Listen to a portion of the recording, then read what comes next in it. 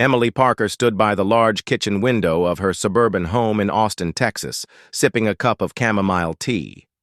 The late afternoon sun bathed the neighborhood in a warm golden hue, casting long shadows on the manicured lawns. Her life, from the outside, seemed picture-perfect. A beautiful house, 2 cars, and a husband with a successful tech career.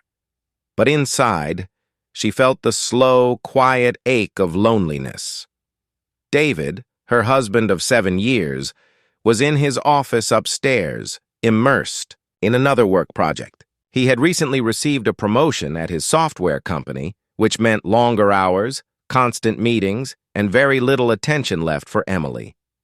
What once was a marriage full of spontaneous trips and late-night talks had become a schedule of calendar invites and cold silences. Emily had traded her corporate job for a quieter life when they moved to Austin 3 years ago. At first, she relished the change, decorating the house, baking, doing yoga. She even started a fitness Instagram page that slowly grew followers. But somewhere along the way, she realized she missed something. Not just the work, but connection, passion, attention. The sound of a moving truck outside broke her thoughts. She peered through the blinds. A new neighbor was arriving, finally, after months of the house sitting vacant. A tall man in his late 30s stepped out of the truck. He wore jeans, a black t-shirt, and sunglasses. His body language was calm, confident. A few minutes later, Emily watched him single-handedly carry a large box into the house next door. Curiosity tugged at her. She slipped on her sandals and walked outside. "Need a hand?" she asked, approaching the man with a friendly smile. He turned around, surprised. "Oh, hello there. That's very kind of you. I think I've got it under control, but I appreciate the offer." His accent was unmistakably British. "You just moved in?" she asked, brushing a strand of hair behind her ear. "Yes, name's Jason. Jason Miller. I'm a writer. Well, trying to be one," he added with a chuckle. "I'm Emily. I live right next door. Welcome to the neighborhood." They shook hands. His grip was firm but warm. There was something about him that instantly intrigued her. They talked for a few more minutes about the neighborhood, local restaurants, and how hot Texas could get compared to London, where Jason had moved from. Emily found herself laughing, relaxed in a way she hadn't felt in a long time. Later that evening, Emily mentioned the new neighbor to David. "He seemed nice," she said while serving dinner. David nodded, barely looking up from his phone. "That's good. We needed someone to take care of that yard. It was becoming a jungle." Emily sighed quietly. Even when she tried to connect, David seemed miles away. Over the next week, Emily ran into Jason a few more times. They chatted casually about books, travel, cooking. One morning, she found a bouquet of fresh lavender and a note on her doorstep.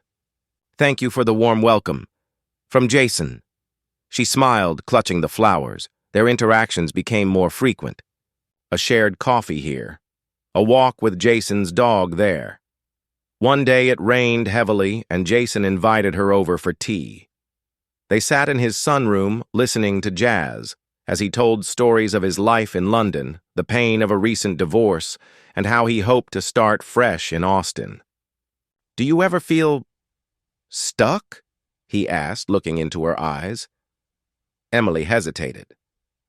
"Sometimes." There was a pause, a silence charged with something unspoken. David remained busy, more meetings, more silence at home. When Emily tried to bring up how distant things felt, David would respond with, "It's just a phase. We're both stressed." But she wasn't working.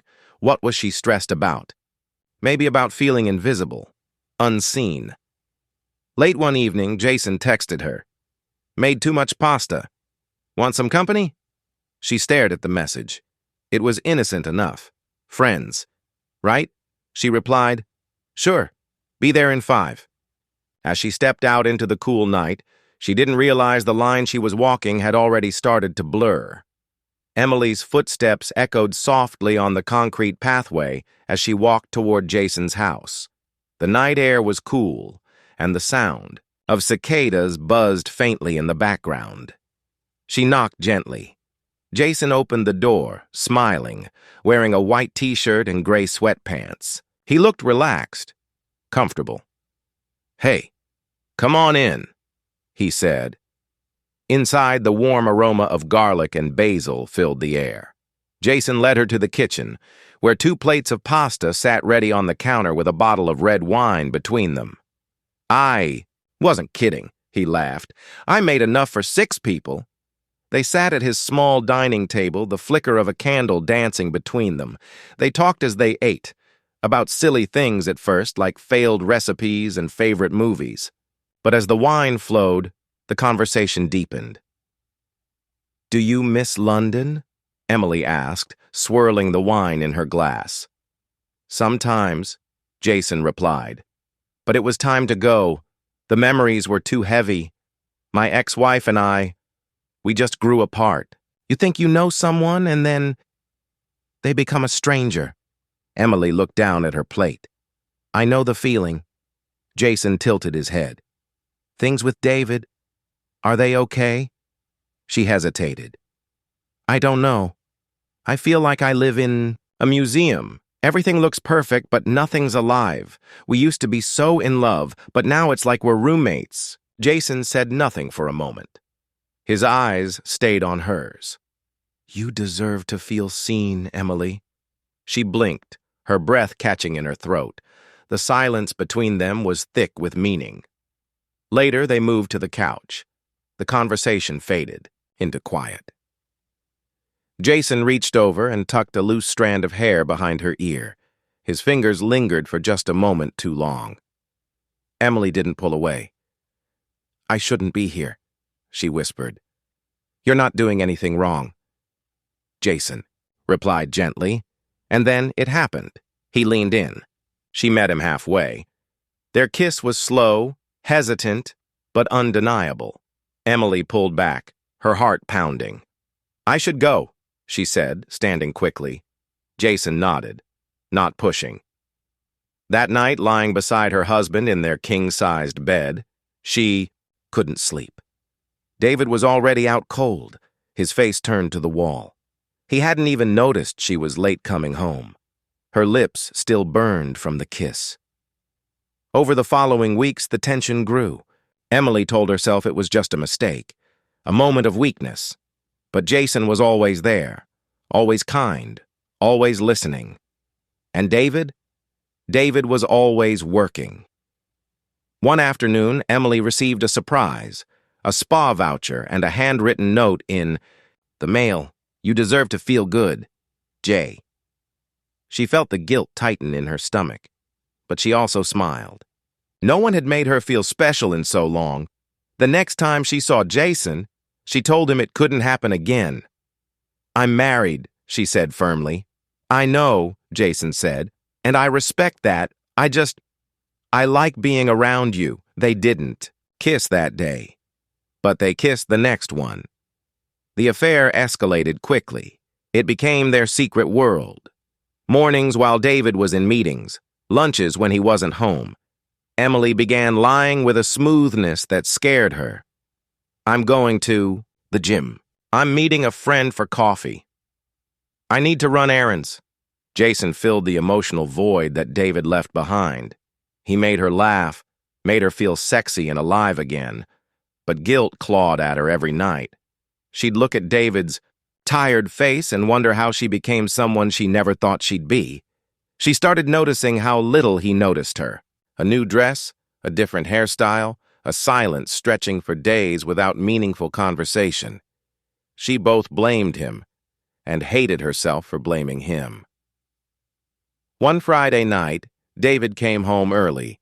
Emily was in the shower.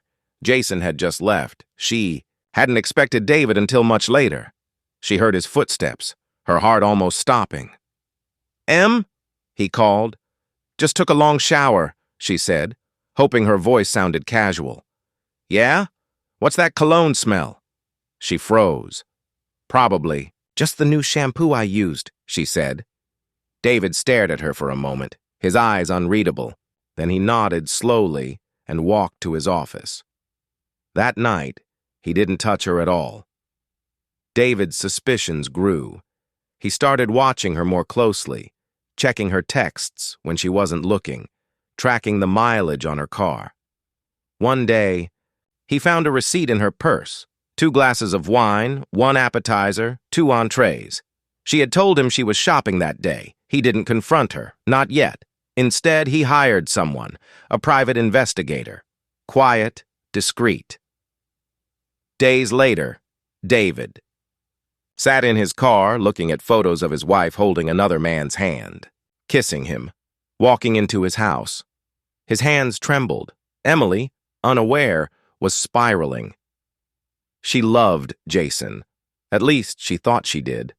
But she still went home to David every night. She couldn't imagine tearing apart the life they had built. Jason, on the other hand, wanted more. I want you to leave him, he said one morning, sitting on the edge of his bed. Be with me.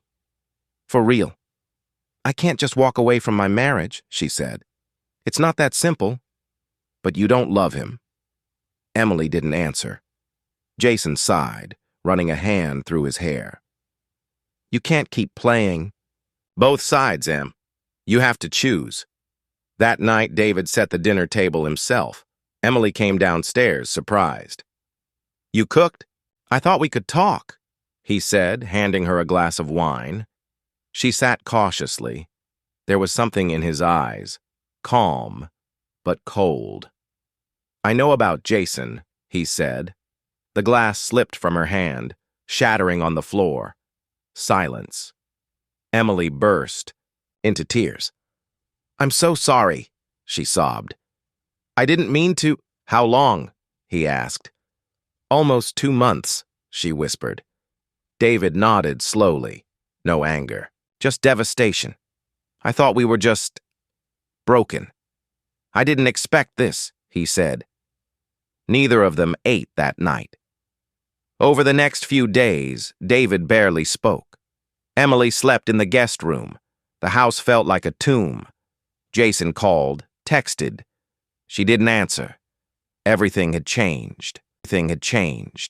What once felt exciting now felt like poison. She had crossed a line, and there was no going back.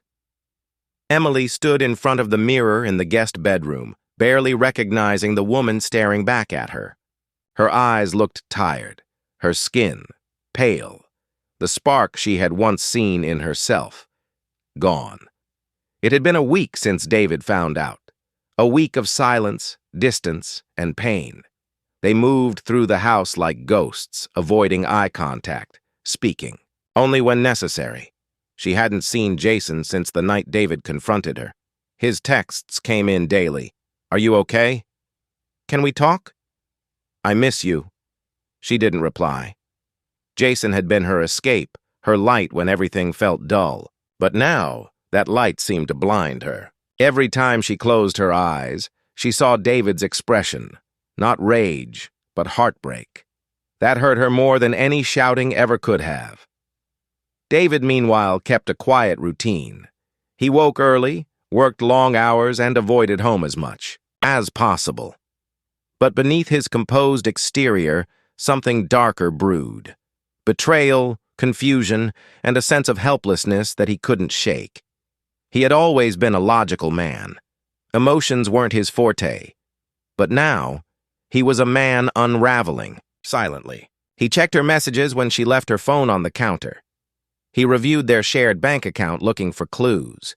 He even drove by Jason's house one night, parking down the street, just watching. Jason never turned on the lights.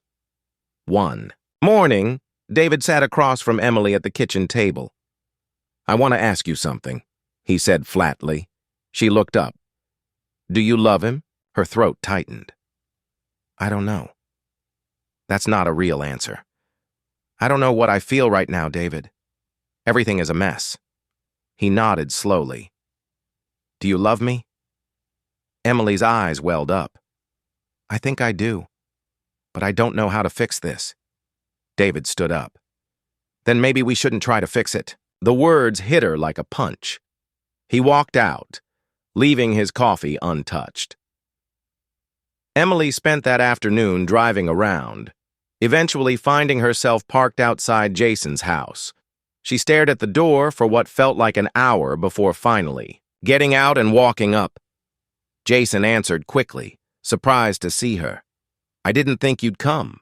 I needed to talk." He let her in. The house was quiet, his manuscript notes scattered on the table. "I told him," she said softly. "He knows everything." Jason sat down, looking at her with concern. "Are you okay?" "No, but I needed to see you." He reached for her hand.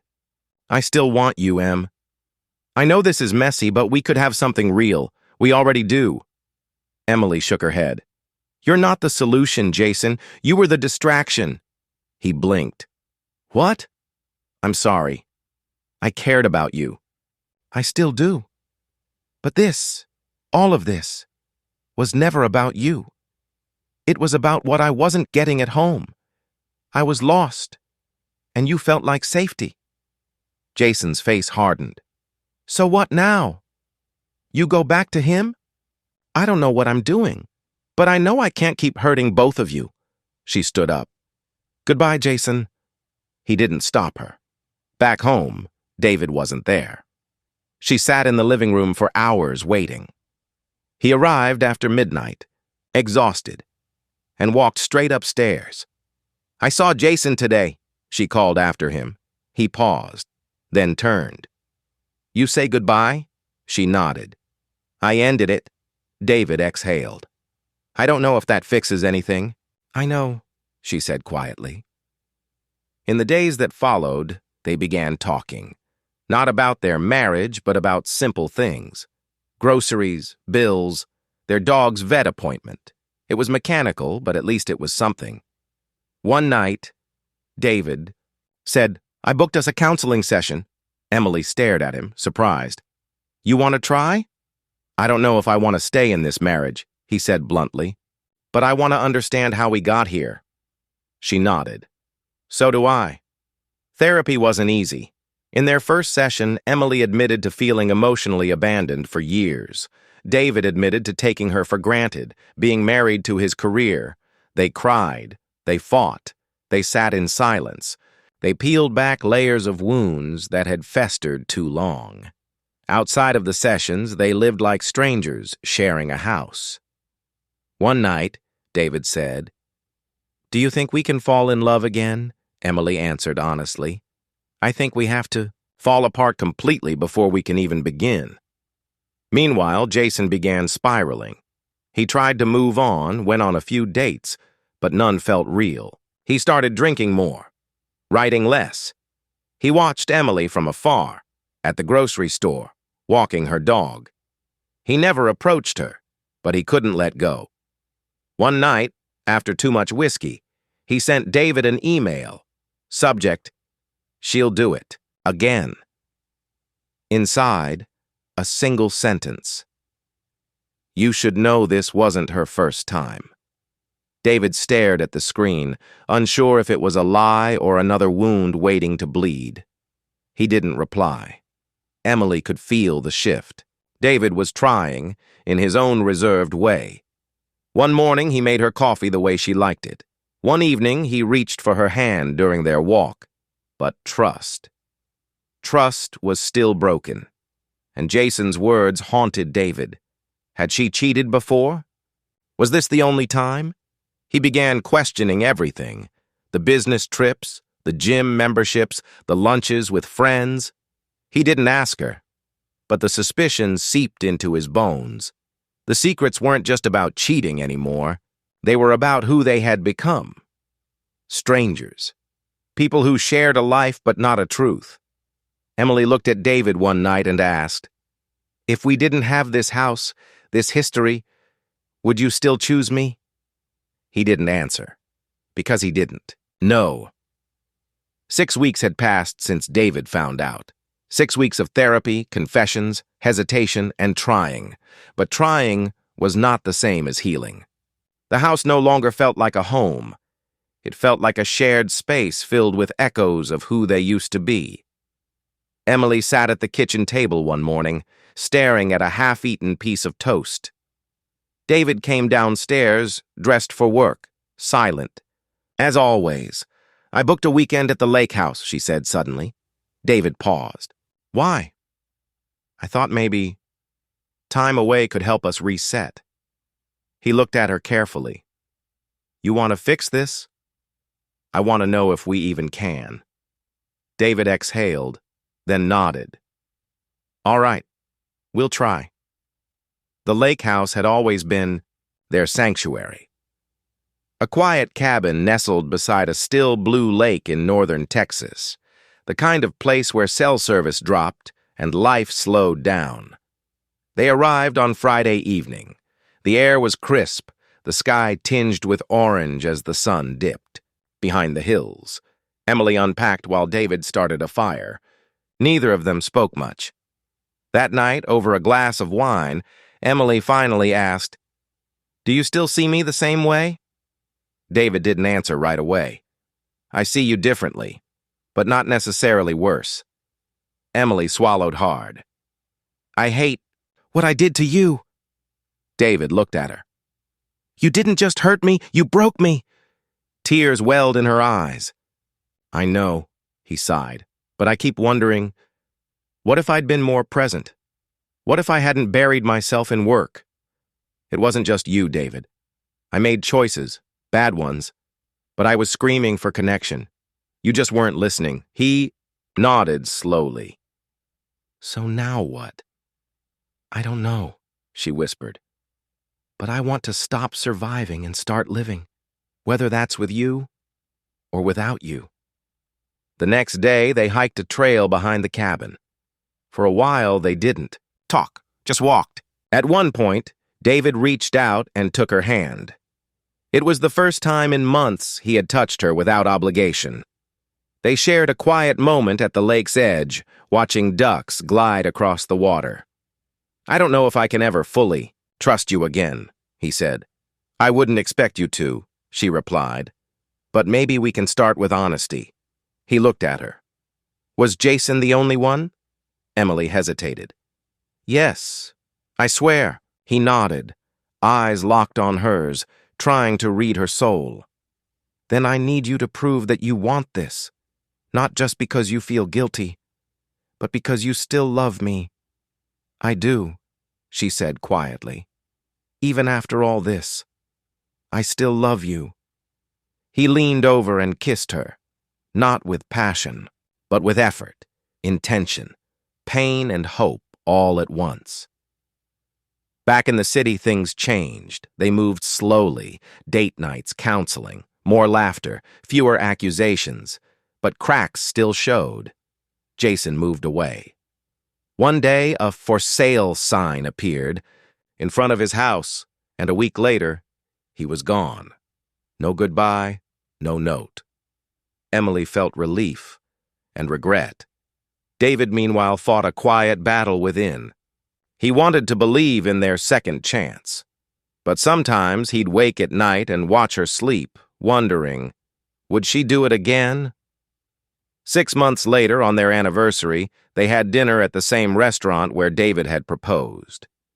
He raised a toast. "To new beginnings," he said. Emily smiled. "To forgiveness."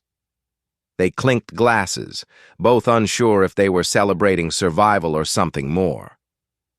A year later, David found himself sitting alone in the therapist's office. "She did everything right," he told the counselor. "She changed. She stayed. She proved she loved me." "So why do you look sad?" the counselor asked. David stared at the floor. "Because I don't think I love her anymore." Emily, at the same time, stood by the same kitchen window where this story began. Her phone buzzed, a message from a friend asking how she and David were doing. She typed, "We're good, still healing." Then she paused, deleted it, and typed, "I don't know anymore." In the end, some stories don't end with betrayal or redemption. Sometimes they end in quiet separation. Two people who tried, who hurt each other, who healed but never returned to what they were. Because behind every perfect smile, there's always something hidden.